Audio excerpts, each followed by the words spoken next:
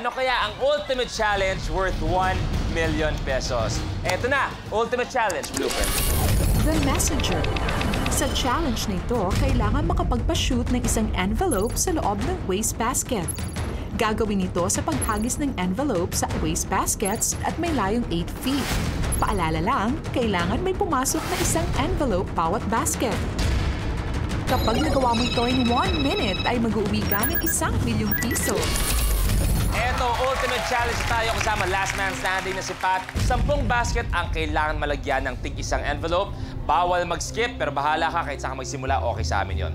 Pat, kung magawa mo to, 1 milyon ang may uuwi mo. Pag nakuha 1 million, anong gagawin mo sa 1 million pesos? Para sa mga anak ko na yun.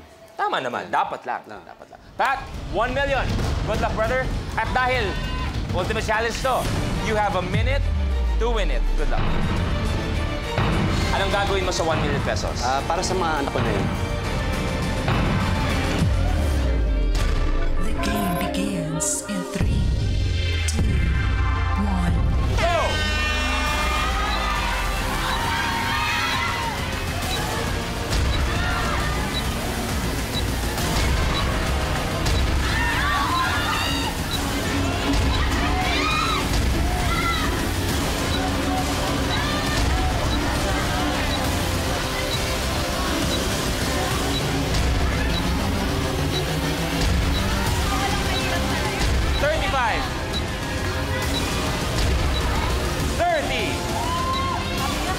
Mahirap!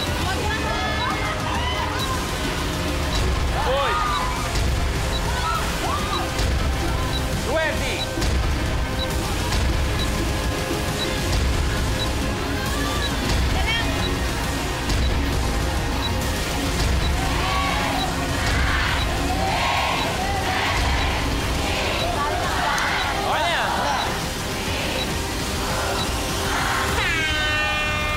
Time's up! Tapos ang kay Pat. Okay, eto lang yan. Not so good news. Walang 1 million pesos.